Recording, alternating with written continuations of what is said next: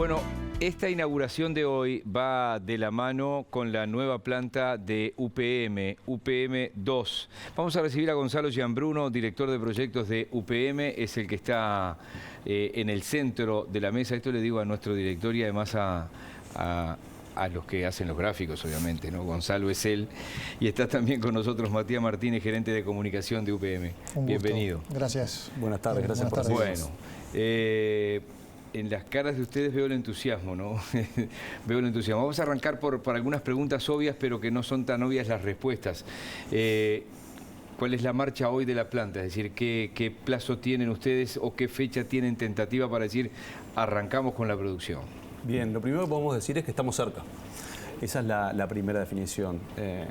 En las próximas semanas va a haber un cambio importante, que vamos a decir que dejamos de estar en una etapa de construcción y pasamos a estar ya en una etapa de arranque.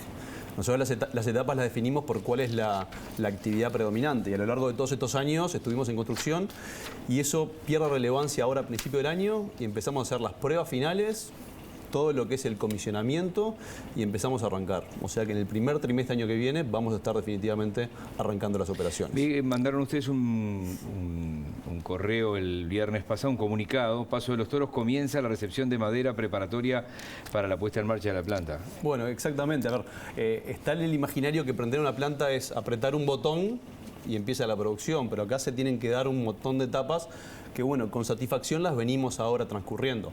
Hace un par de meses inauguramos el puerto. Luego recibimos los primeros barcos, llenamos los tanques de insumos en el puerto, empezamos luego el traslado de los químicos hacia Paso de los Toros, comenzamos a llenar los tanques ahí. Esta semana estamos comenzando a trasladar la madera y bueno, para el año que viene, como les decíamos, vamos a estar haciendo las pruebas, recibiendo los permisos finales y comenzando la operación. O sea que a como dé lugar en abril están funcionando. Bueno, nosotros queremos entrar en el primer trimestre, pero sí, en abril deberíamos estar funcionando. Por eso digo, hoy el ministro de Transporte nos decía en Carve, José Luis Falero, que él está pensando en mayo para que las obras del ferrocarril central estén terminadas acá en Montevideo. O sea, me pareció un plazo muy perentorio, pero quién soy yo para desmentirlo, ¿no? ¿Ustedes qué fecha tienen del ferrocarril central? ¿Les han dado alguna fecha? Nosotros sabemos que la operación industrial va a comenzar antes que el ferrocarril y hay un método de transporte ya autorizado y preparado para comenzar a trasladar la celulosa, que es el método vial por camiones, y tenemos esa fecha. Sabemos que el arranque del ferrocarril va a ser un arranque seguro, paulatino, y que de alguna forma esos dos métodos van a ir mudando del método carretero al método ferroviario a lo largo del año que viene. Así que bueno, tenemos preparado el arranque con esa metodología y confianza de que el proyecto ferroviario, que es un proyecto difícil, que es esos proyectos que realmente los países tienen que encarar y que tienen muchas dificultades y que vemos con mucha satisfacción que se haya encarado y que esté llegando ya a sus etapas finales. ¿Los atrasos generaron algún... Digo, usted no sé quién es el que responde cada cosa, o sea que se arreglan ustedes. No, porque digo, sé que hay algunas cosas que las responde uno y otras las pueden responder los dos, o en tu caso, Matías. ¿Estos atrasos generaron algún tipo, lo generaron en su momento, de readecuación del compromiso inicial? ¿En qué está todo eso? ¿Está dentro de lo normal? Está marchando de acuerdo a ese plan. Nosotros, como decíamos, generamos todo el transporte por flota terrestre para poder sacar la celulosa, recibirla en el puerto y poder exportarla.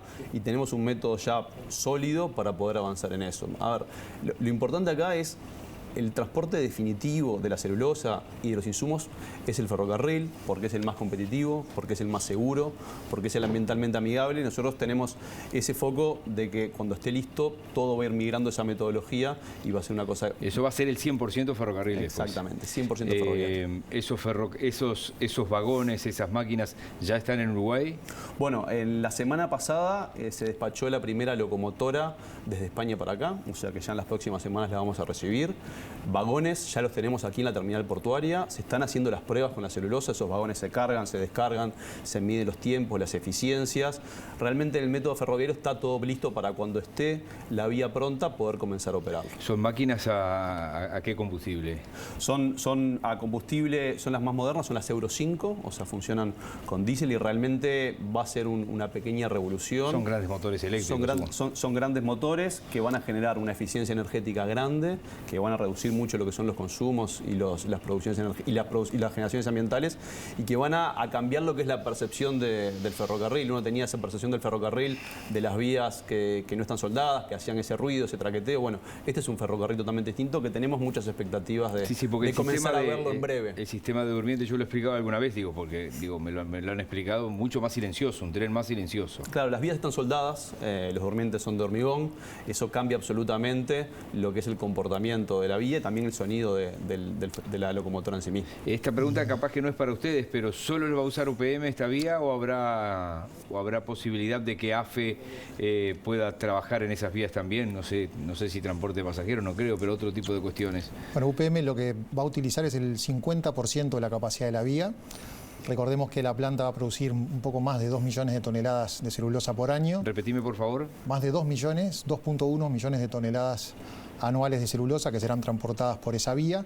Por lo tanto, quedará un 50% de la capacidad que podrán utilizar otras empresas, otras industrias. De hecho, sabemos de que hay proyectos que ya han sido presentados a las autoridades para poder ver cómo subirse, digamos, a ese método de transporte que acerca al puerto de Montevideo unos 200 kilómetros. Es decir, tiene un impacto en la logística muy importante. ¿Qué velocidad se va a usar aproximadamente?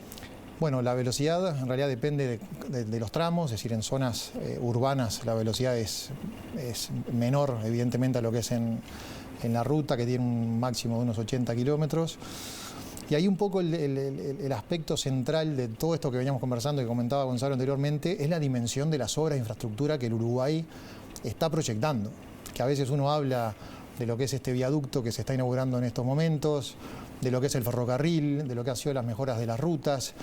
Estamos hablando de una etapa y de un momento del país que entendemos está siendo uno de los impactos quizás silenciosos más importantes de las últimas décadas, porque hace la infraestructura y eso genera cambios muy importantes en las comunidades, a nivel de país en general en términos de competitividad para muchas de las empresas agroexportadoras, y el ser parte de esa contribución a raíz del proyecto realmente nos enorgullece mucho. Y son esas obras como el saneamiento que no se ven porque la otra está bajo tierra y la otra está en el medio del campo, entonces, salvo cuando se acerca a las ciudades.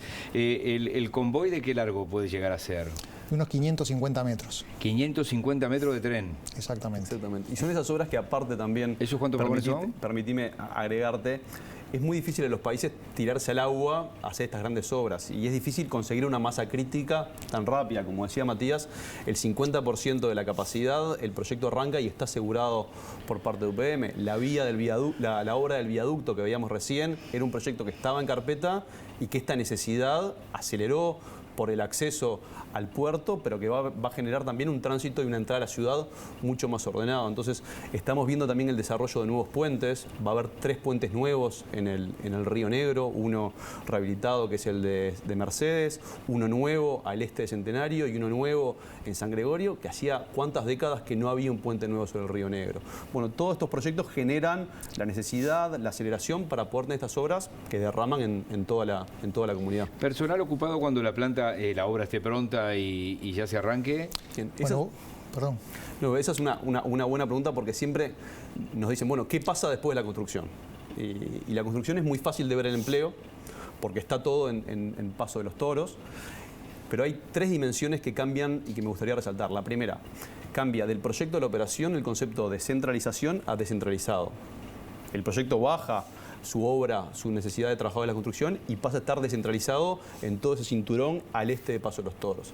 El segundo es de lo temporario a lo permanente. Nosotros estamos terminando lo que es los trabajos de construcción, pero pasan a haber trabajos que están por 10, 20, 30 años de necesidad.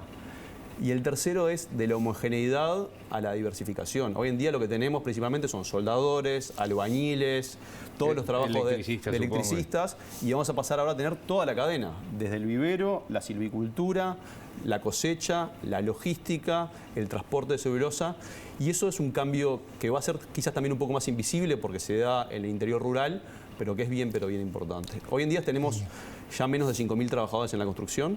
Ya tenemos más de 3.500 trabajadores prontos y trabajando en la cadena toda la cadena productiva nueva y unos 1.500 que se están entrenando, listos para comenzar a operar cuando la planta arranque.